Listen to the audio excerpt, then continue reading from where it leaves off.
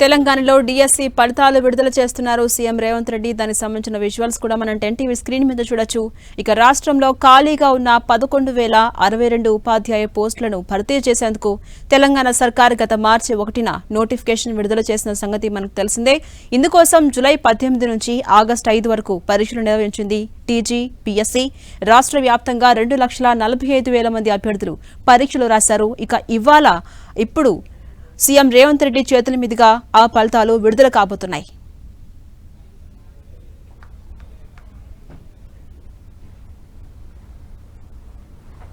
Now the results are open now. Now these intimations will be issued to them from one అంటే రేపటి నుండి వీళ్ళకి results వెళ్ళిపోతాయి.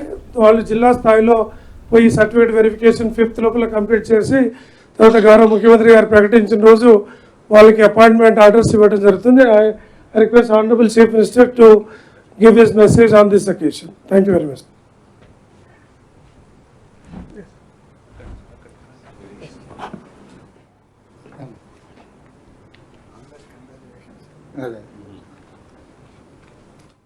ఫలితాలు విడుదల చేశారు సీఎం రేవంత్ రెడ్డి.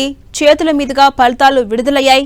రాష్ట్రంలో కాంగ్రెస్ సర్కార్ అధికారంలోకి వచ్చిన తరువాత ఉద్యోగాలకు సంబంధించిన ఫలితాలు మొదటిసారి విడుదల చేశారు. మనస్ఫూర్తిగా ఈ రాష్ట్ర ప్రభుత్వం తరఫున శుభాకాంక్షలు తెలియజేస్తున్నా. డిఎస్సి 2024 ఫలితాల ప్రకటన పత్రికా సమావేశంలో సహచార మంత్రివర్గ సభ్యులు దామోదర్ రాజ్ నరసింహ గారు, తుమ్మల నాగేశ్వరరావు గారు, శ్రీమతి కొండా సురేఖ గారు, పొంగులేటి శ్రీనివాసరెడ్డి గారు, పెద్దలు తెలంగాణ రాష్ట్ర ప్రభుత్వ ప్రత్యేక సలహాదారు కె కేశవరావు గారు, దానం నాగేందర్ గారు, వేం నరేందర్ రెడ్డి గారు, అదేవిధంగా చీఫ్ సెక్రటరీ గారు, విద్యాశాఖకు సంబంధించిన అధికారులు,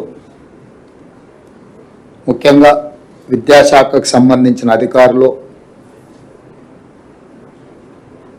చాలా శ్రమ చేసి అతి తక్కువ సమయంలో 11,062 టీచర్ ఉద్యోగ నియామక పత్రాలు అందించడానికి విశేషమైన కృషి చేసినారు. మనస్ఫూర్తిగా వారిని అభినందిస్తున్నా. అదేవిధంగా మొత్తం ఈ 11,062 ఉద్యోగాలకు గాను 2,79,838 మంది అభ్యర్థులు నమోదు చేసుకుంటే 2,46,584 మంది పరీక్షలు హాజరయ్యి 33 జిల్లాలలో 54 సెంటర్లలో స్కూల్ అసిస్టెంట్లు, సెకండరీ గ్రేడ్ టీచర్లు, లాంగ్వేజ్ పండిట్లు, ఫిజికల్ ఎడ్యుకేషన్ టీచర్లు, ప్రాథమిక మరియు ఉన్నత స్థాయిలో స్పెషల్ ఎడ్యుకేషన్ టీచర్లు, ఈ అన్ని పోస్టులకు పరీక్షలు నిర్వహించడం జరిగింది. 18/7/2024 నుండి 5/8/2024 వరకు 26 ఆప్షన్స్ కింద ఈ పరీక్షలు నిర్వహించి ఈరోజు ఈ ఫలితాలను విడుదల చేయడం జరిగింది. ఈ ఫలితాలు ప్రధానంగా 1:3 ప్రాతిపదికన ఫలితాలను ప్రకటించి వాళ్ళ సర్టిఫికెట్ వెరిఫికేషన్స్, వాళ్ళ యొక్క మిగతా వివరాలను సంబంధిత జిల్లా కలెక్టర్లు, అధికారులు వెరిఫై చేసి ఫైనల్ నియామకాలు దసరా పండుగలోపు, తెలంగాణలో మీకు అందరికీ తెలుసు దసరాకున్న ప్రాధాన్యత. దసరా పండుగ అనేది మనకు సంతోషాన్ని తీసుకువచ్చే పండుగ. ప్రతి కుటుంబము ఎంత పేదవాడైనా దసరా పండుగను చాలా సంతోషంగా జరుపుకోవడం తెలంగాణ సాంప్రదాయం. ఆ దసరా పండుగ లోపలనే 9 అక్టోబర్ 2024 నాడు ఈ సర్టిఫికెట్ల వెరిఫికేషన్లు పూర్తి చేసి ఎల్బీ స్టేడియంలో ఈ 11,062 మంది టీచర్ల నియామక పత్రాలు వాళ్ళకు అందించడం ద్వారా రాబోయే దసరా పండుగ వాళ్ళ కుటుంబాలలో సంతోషాన్ని, పండుగ వాతావరణాన్ని తీసుకురావాలని చెప్పి మా ప్రభుత్వం భావిస్తుంది.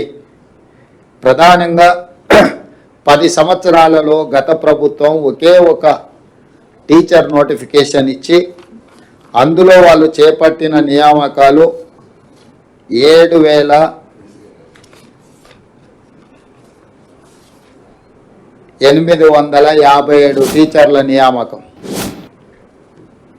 శ్రీ కల్వకుంట్ల చంద్రశేఖరరావు గారు మాజీ ముఖ్యమంత్రి గారు 10 సంవత్సరాలు ముఖ్యమంత్రిగా బాధ్యతలు చేపట్టి నిర్వహించి వారిచ్చిన DSC notification Telangana public service commission ద్వారా ఒకే ఒక్కసారి అందులో వారు నియమించింది 7,857 మంది టీచర్లను మాత్రమే.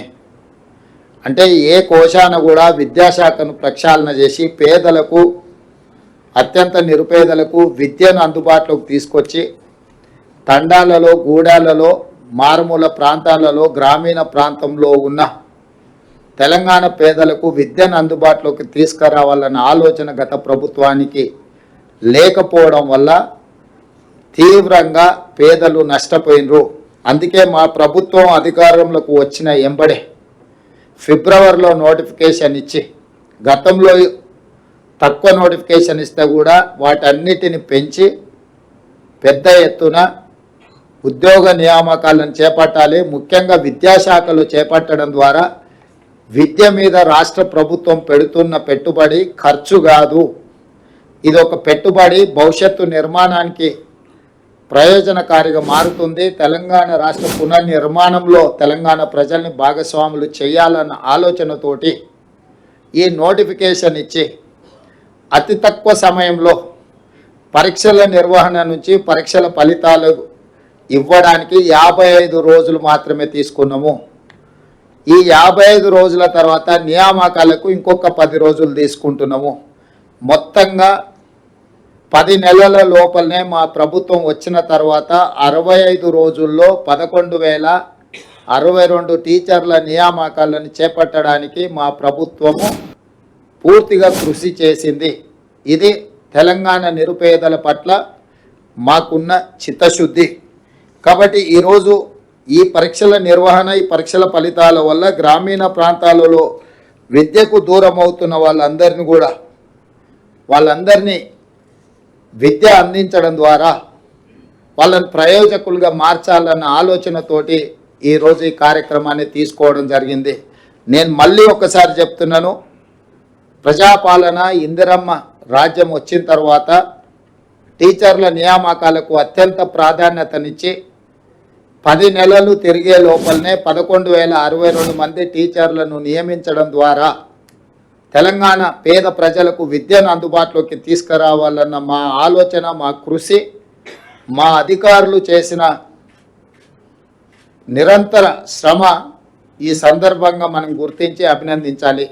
అదేవిధంగా మీకు అందరికీ తెలుసు, తెలంగాణ రాష్ట్ర ప్రభుత్వం ఏర్పడిన మొదటి 90 రోజుల్లోనే 30,000 ప్రభుత్వ ఉద్యోగ నియామకాలు, ఎక్కడైతే కాంగ్రెస్ పార్టీ అధికార ప్రమాణ స్వీకారం చేసిన ఎల్బీ స్టేడియంలోనే వివిధ శాఖలలో 30,000 ఉద్యోగ నియామకాల పత్రాలు అందించడం ద్వారా నిరుద్యోగ సమస్య తీవ్రమైన సమస్య.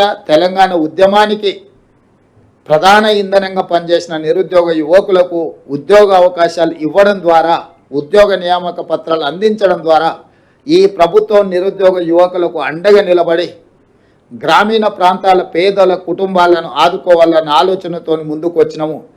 ఇదే కాకుండా డిఎస్సి నోటిఫికేషను, టెట్ లేకపోవడం వల్ల కొంతమందికి అవకాశాలు రావట్లేదంటే టెట్ పరీక్షలు నిర్వహించిన తర్వాతనే డిఎస్సి నోటిఫికేషన్ ఇచ్చి వాళ్ళకు కూడా అవకాశాలు కల్పించడం జరిగింది.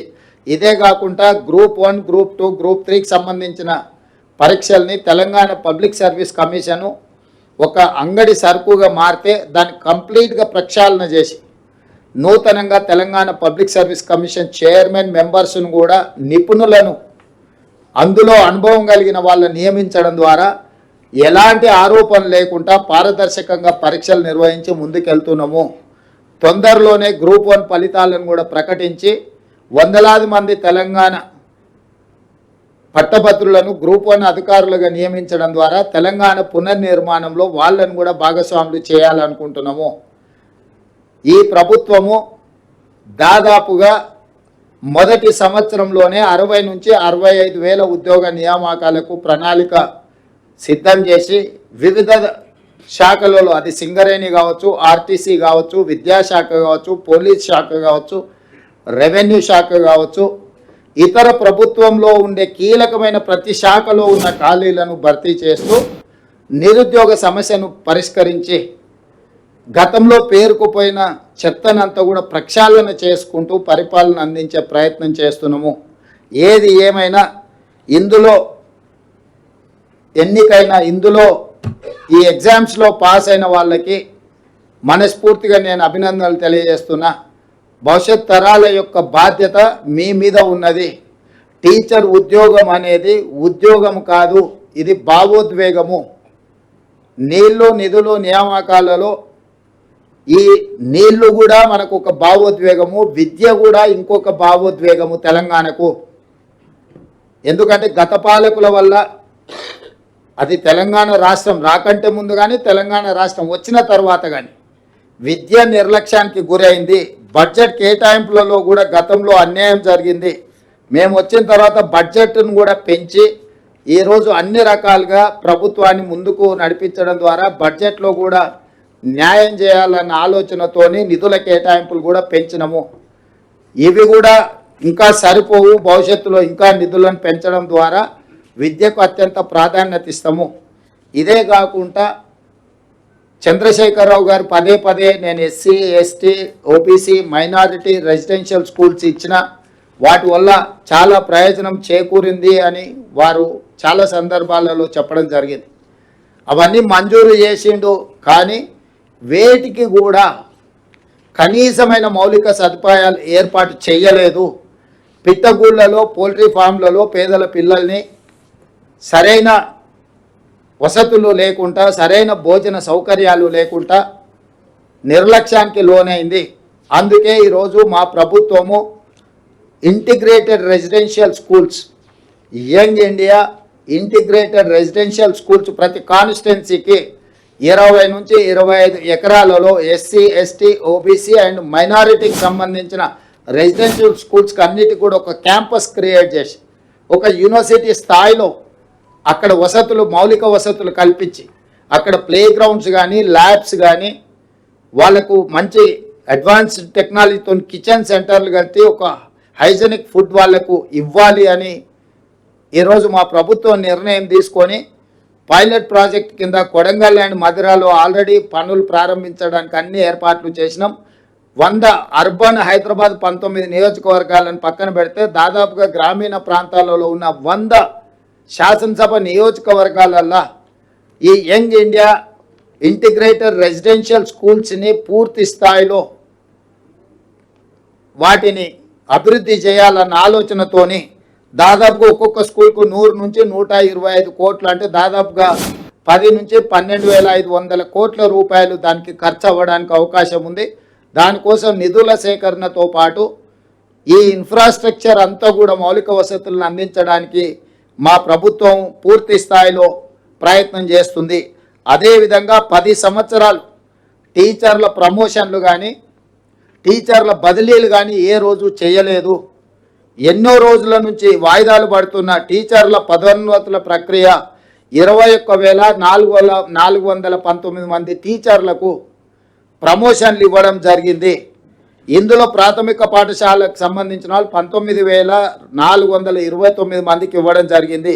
వివిధ స్కూళ్ళల్లో ఉండే టీచర్లకు, భాషా పండిట్లకు, ఫిజికల్ డైరెక్టర్లకి గురుకుల పాఠశాలల్లో ప్రమోషన్లు, బదిలీలు లేకపోవడం వల్ల ఒక తీవ్రమైన నిరాశకు లోనైన ఈ టీచర్లందరికీ బదిలీలు, ప్రమోషన్లని ఎలాంటి వివాదాలకు తావు లేకుండా మా ప్రభుత్వం నిర్వహించింది.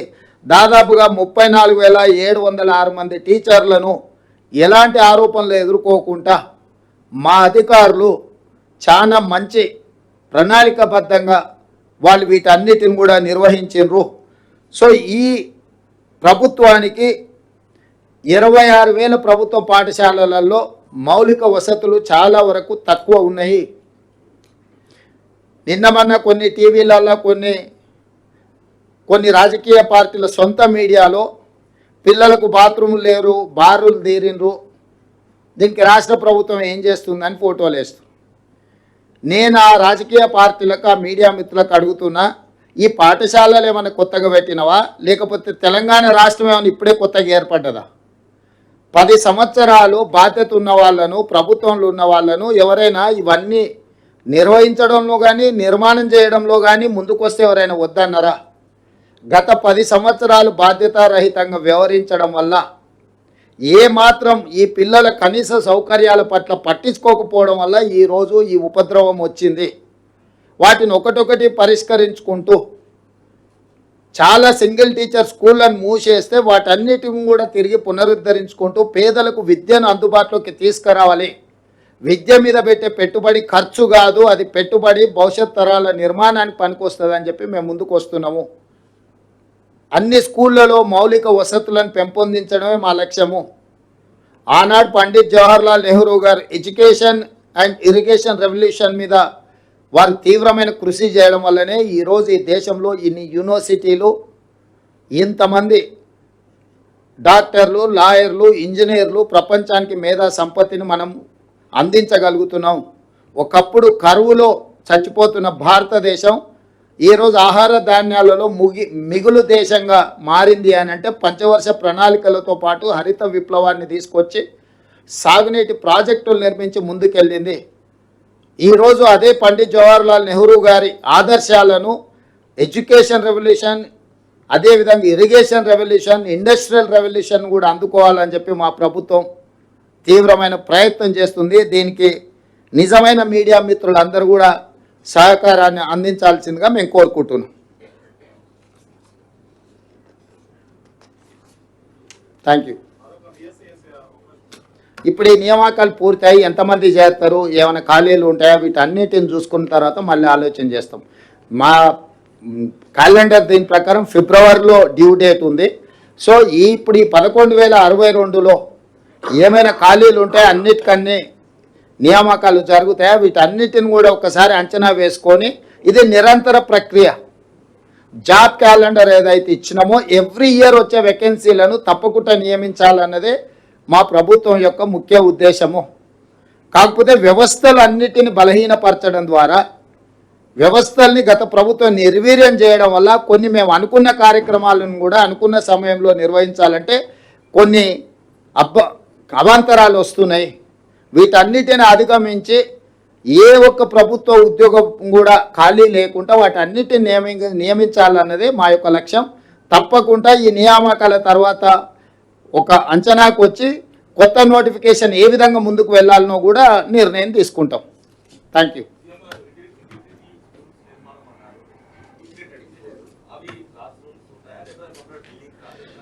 క్లాస్ రూమ్స్ ఉంటాయి, హాస్టల్ ఉంటుంది, టీచింగ్ స్టాఫ్ కూడా అక్కడనే వసతులు ఉంటాయి. టోటల్గా ఇంటిగ్రేటెడ్ అంటే దాంట్లో ప్రతిదీ ఉంటుంది. అంటే ల్యాబ్లు ఉంటాయి, స్టేడియంలు ఉంటాయి, ప్రతి వ్యవస్థ అంటే ఒక ప్రైవేట్ స్టాండర్డ్ క్యాంపస్కి పోతే మీకు ఎన్ని రకాల మౌలిక వసతులు ఉంటాయో పిల్లలకు, ఈ ఎస్సీ ఎస్టీ బీసీ మైనారిటీ పిల్లలకు కూడా ఆ రకమైన మౌలిక వసతులు అన్నిటినీ ఏర్పాటు చేసి వాళ్ళ మధ్య తారతమ్యాలు లేకుండా, ఎందుకంటే ఇది సోషల్ కాజ్కి తయారవుతుంది. ఎస్సీ స్టూడెంట్స్ని అందరిని ఒక దగ్గర, ఎస్టీలను అందరిని ఇంకొక దగ్గర, బీసీలను ఇంకొక దగ్గర, మైనారిటీలను ఇంకొక దగ్గర మనం సంవత్సరాల కొద్దీ విద్యను అందించి వాళ్ళని పెంచడంతో ఒక రకమైన అభద్రతా భావం వాళ్ళ మనసులో పేరుకుపోవడానికి అవకాశం ఉంది. వీళ్ళందరూ కలిసి ఉండడంతో మనమంతా ఒకటే అన్న భావన కాకుండా ఒకరి మధ్యలో ఒకరికి ఒక సౌహృద్భావమైన వాతావరణం వస్తుంది. అంటే ఒక సోషల్ కాజ్ను దృష్టిలో పెట్టుకొని ప్రణాళికలు సిద్ధం చేస్తున్నాము.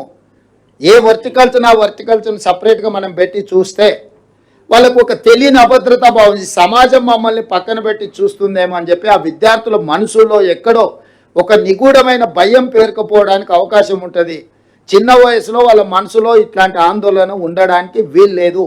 అందుకే వీళ్ళందరిని ఒక దగ్గరికి తీసుకొస్తే ఒక బ్రదర్హుడ్ అంటే ఒక ఫ్యామిలీ లాగా, ఒక అన్నదమ్ముల్లాగా, ఒక కలిసి గ్రౌండ్లో కలిసి ఆడుకోవడం ద్వారా, చదువుకునేటప్పుడు కలవడం ద్వారా వీళ్ళందరూ కూడా ఒక మంచి వాతావరణంలో పెరుగుతారు. సో వాళ్ళందరినీ ఒక ఇంటిగ్రేటెడ్ క్యాంపస్ క్రియేట్ చేస్తున్నాం. మినిమం 20-25 ఎకరాల నుంచి 100 నుండి 125 కోట్ల రూపాయలు ఒక్కొక్క స్కూల్ మీద ఖర్చు పెట్టి ఇన్ఫ్రాస్ట్రక్చర్ క్రియేట్ చేసి వాళ్ళకు ఒక మంచి పౌష్టిక ఆహారాన్ని అందించడమే కాకుండా ఒక మంచి మేనేజ్మెంట్ని ఇచ్చి వాళ్ళకి ప్రతి క్షణం విద్యను అందుబాటులోకి తీసుకొచ్చి నాణ్యమైన విద్యను అందించి నాణ్యమైన ఫుడ్ను అందించాలన్నదే మా ఆలోచన.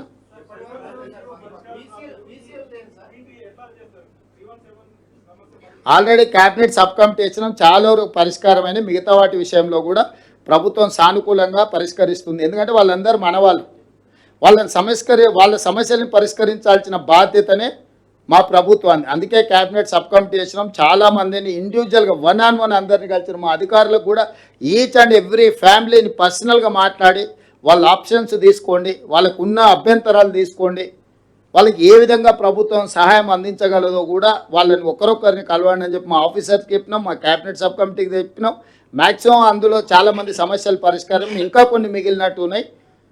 గత పాలకుల యొక్క పాపాలను ఒకటొకటిగా కడుక్కుంటూ వస్తున్నాం. ఇది కూడా కడుగుతాము, వీటిని కూడా పరిష్కరిస్తాం.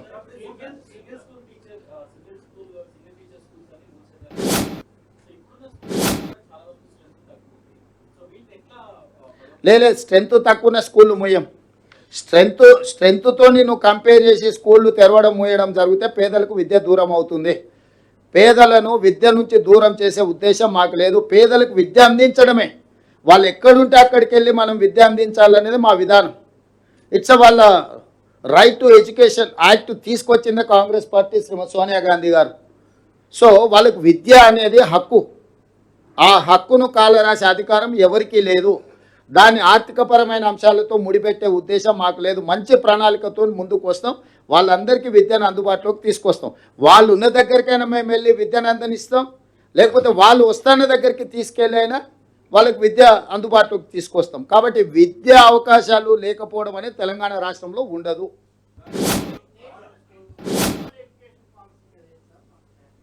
ఇప్పుడైతే ఈ మన స్టేట్ ఎడ్యుకేషన్ పాలసీ మీద ప్రాపర్గా ముందుకెళ్దాం.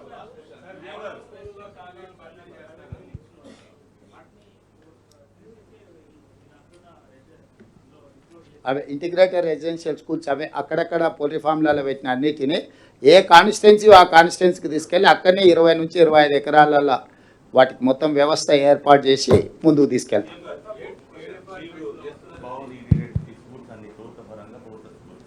కానీ ప్రైవేటు విద్యా సంస్థలు, కార్పొరేట్ సంస్థలు వేలాదిగా దోచుకుంటున్నాయి. చాలా విచ్చలవిడిగా ఫీజులు. ఏ ప్రభుత్వం వచ్చినా ఫీజుల నియంత్రణకు ఏ కృషి చేయడం లేదు.